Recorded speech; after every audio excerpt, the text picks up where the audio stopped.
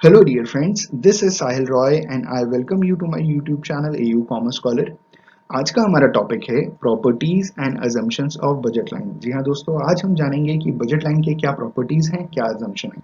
ठीक है, budget line को समझने के लिए सबसे इंपॉर्टेंट बात जो हर समय आपको अपने ध्यान में रखनी है वो ये है कि बीइंग अ कंज्यूमर आपकी जो भी इनकम है, ठीक है, जो भी आप अर्न कर रहे हैं उसे सिर्फ आप दो कॉमोडिटीज में पूरी तरीके से खर्च कर दे रहे हैं। एक कॉमोडिटी गुड वन जो एक्स एक्सिस पे हम दिखाते हैं, दूसरी कॉमोडिटी गुड नंबर टू जिसे हम वाई एक्सिस पे दिखाते हैं। ठीक है, तो बजट लाइन को समझने के लिए सबसे इंपॉर्टेंट बात क्या कि आपकी जो भी इनकम है, जो भी आप अर्न कर रहे हैं, ठीक है, वो पूरा का पूरा खर्च कर रहे हैं और सिर्फ आप दो कॉमोडिटीज के ऊपर खर्च कर रहे हैं।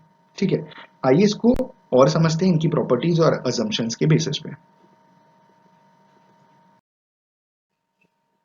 सबसे पहले बात करते हैं प्रॉपर्टीज ऑफ बजट लाइन। तो प्रॉपर्टीज ऑफ बजट लाइन में आप अपने राइट हैंड साइड ऊपर देख सकते हैं। सबसे पहली चीज ये है कि ये नेगेटिवली स्लोप होता है। दूसरी चीज ये है कि स्ट्रेट लाइन होता है। तीसरी चीज ये है कि ये रियल इनकम लाइन कहलाता है। और चौथा टैंजेंट टू इंडिफरेंस कर्व। ठीक है, इसको समझते हैं। प्रॉपर्टीज ऑफ बजट लाइन में सबसे पहली बात बोली गई है, it has a specific characteristics which distinguish it from other economic tools. ठीक है, तो बजट लाइन के कुछ ऐसे स्पेसिफिक कैरेक्टरिस्टिक्स होते हैं जो बजट लाइन को बाकी इकोनॉमिक टूल से अलग करता है। जैसे सबसे पहली बात नेगेटिव स्लोपिंग। ठीक, नेगेटिव स्लोप में आप यहाँ पे बजट लाइन देख सकते हैं और ये नेगेटिव स्लोपिंग है, डाउनवर्ड स्लोपिंग है। ठीक है, इन्होंने बोला कि it slopes downward showing an inverse relationship between the buying of two goods. तो जब बजट लाइन डाउनवर्ड स्लोपिंग है जिसे हम नेगेटिव स्लोपिंग कहते हैं, और रीजन क्या है नेगेटिव स्लोपिंग का कि एक इनवर्स इनवर्स का मतलब होता है उल्टा रिलेशनशिप होता है between the buying of two goods. ठीक है, एक जेल पेन वाला आपने देखा था पिछले एग्जाम्पल में जो लास्ट वीडियो हमने कवर किया था, और एक डॉट पेन वाला। तो इसका मतलब क्या है, इनवर्स रिलेशनशिप का मतलब एक यूनिट को जब हम सेक्रीफाइस करेंगे तो दूसरे यूनिट की एक क्वांटिटी हम बढ़ा लेंगे। मतलब आप समझ रहे हैं, एक को कम करेंगे तो दूसरा बढ़ेगा, दूसरे को कम करेंगे तो पहला बढ़ेगा। तो दिस इज इनवर्स रिलेशनशिप, इसीलिए ये डाउनवर्ड स्लोपिंग है, इसीलिए इसको नेगेटिव स्लोप कहते हैं। ठीक है, आगे इन्होंने बोला it's a straight line. It is a straight line which denotes the constant market rate of exchange at each combination.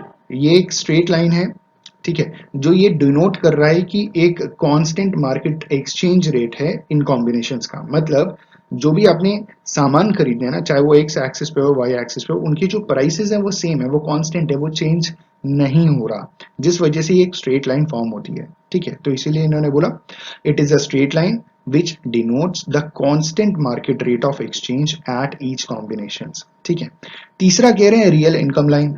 अब ये रियल इनकम लाइन भी कहलाती है क्योंकि आपकी जो इनकम है उसी में से आप कुछ पैसा निर्धारित करते हैं इन कॉम्बिनेशन ऑफ गुड्स को खरीदने के लिए। ठीक है, इन्होंने बोला it functions on the principle of income and the spending capacity of a consumer.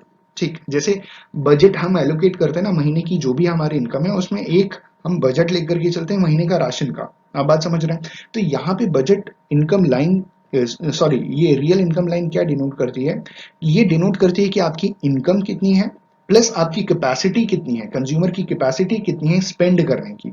ठीक है, तो जैसे अगर हम इस बजट लाइन की बात करें तो इसमें मान लीजिए 50 रुपीज, जो हमने लास्ट एग्जांपल देखा था लास्ट वीडियो में, कि 50 रुपए हमारी स्पेंडिंग कैपेसिटी है, दो पेन खरीदना है हमको। ठीक है, अब या तो हम डॉट पेन ही पूरे के पूरे खरीद लें, या तो पूरा का पूरा जेल पेन ही खरीद लें, या तो दोनों के कॉम्बिनेशन को हम परचेज करें फॉर आवर सेटिस्फैक्शन। ठीक है, अगला इन्होंने बोला टैंजेंट टू इंडिफरेंस कर्व। अब जैसे अगर हम बी कॉम्बिनेशन की बात करें तो ये इंडिफरेंस कर्व का ये टैंजेंट है। टैंजेंट का मतलब टच करके निकलना।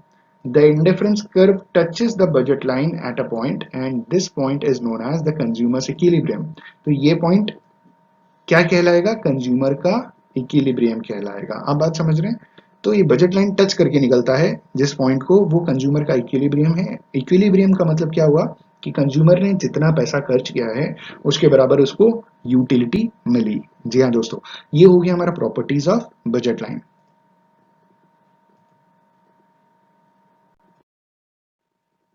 अब बात कर लेते हैं अजम्पशन की। तो नीचे आप एक डायग्राम देख सकते हैं जिसमें अजम्पशन की बात कही गई है और जिसमें तीन बातें बोली हैं। Income of the consumer is known, दूसरा टू कमोडिटीज होना जरूरी है, और तीसरा market price is known.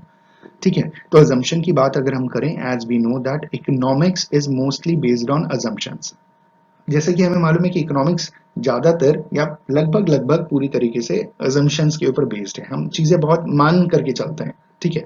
So goes for the budget line. तो बजट लाइन भी एक इकोनॉमिक टूल है, तो बजट लाइन के लिए भी कुछ ना कुछ अजम्पशंस हैं, ठीक है। To make the result and analysis more clear and easy to understand, the economist assumes the following in respect of budget line. सबसे पहली बात क्या बोली गई इकोनॉमिस्ट ने, इन्होंने बोला टू कॉमोडिटीज। तो बजट लाइन जब भी हम बनाते हैं तो दो कॉमोडिटीज की बात करते हैं, ये हो गया एक्स एक्सेस जिसमें गुड वन हो गया, और ये हो गया वाई एक्सेस जिसमें गुड टू हो गया। तो इन्होंने बोला कि it is believe that the consumer will spend all his her income on the purchasing of only two commodities. तो ये अज्यूम करके चला जाता है कि जो कंज्यूमर है उसकी जो भी इनकम है वो से पूरा का पूरा खर्च कर रहे हैं दो गुड्स को खरीदने में, सिर्फ दो गुड्स परचेज करना है, एक एक्स एक्सेस पे था, दूसरा वाई एक्सेस पे था। इसके आगे इन्होंने बोला income of the consumer is known, consumer की इनकम मालूम होनी चाहिए, ठीक है। The consumer's income is limited and is known, even the revenue is wholly allocated for buying only two commodities. कहने का मतलब ये है कि मान लीजिए आपकी जो भी इनकम है, ठीक है, ध्यान से समझिएगा, आपकी जो भी इनकम है जितना भी आप अर्न कर रहे हैं, तो ये अज्यूम किया जाता है बजट लाइन में कि आपकी जो अर्निंग है उसको सिर्फ दो पार्ट में डिवाइड कर रहे हैं, सिर्फ दो कॉमोडिटीज खरीद रहे हैं, तीसरी कोई कॉमोडिटी नहीं खरीद रहे। ये बजट लाइन का सबसे इंपॉर्टेंट पार्ट है, ठीक है। तो बजट लाइन में जो भी हमारी इनकम होती है उसको हम दो चीजों में एलोकेट कर देते हैं, दो कॉमोडिटीज में एलोकेट कर देते हैं अब उसे परचेज करने के लिए, ठीक है। उसके बाद तीसरे में इन्होंने ये बोला कि मार्केट प्राइस इज नोन। तो हमें मालूम भी होना चाहिए कि गुड एक्स की क्या मार्केट प्राइस है पर यूनिट की, और गुड वाई की क्या प्राइस है मार्केट, ठीक है। The market price of both the goods are known to the consumer, consumer को मालूम है, ये अजम्पशन है। और लास्ट में कह रहे हैं expenditure is equal to the income, we assume that the consumer spends all his और हर इनकम। तो अगला अजम्पशन ये भी, ये मान करके चलते हैं, असलियत में तो ऐसा होता नहीं, ये आप भी जान रहे हैं। इन्होंने बोला कि जो एक्सपेंडिचर है वो इनकम के बराबर होनी चाहिए। हम ये अज्यूम कर लेते हैं कि कंज्यूमर की जो भी इनकम है ना, वो उसे पूरा का पूरा एलोकेट कर दे रहे हैं इन दोनों चीजों को खरीदने में, पूरा खर्च कर दे रहे हैं, पूरा स्पेंड कर दे रहे हैं, ठीक है। I just hope and believe कि आपको क्लियर हो गया होगा कि बजट लाइन की क्या प्रॉपर्टीज होती हैं, बजट लाइन के क्या अजम्पशंस होते हैं।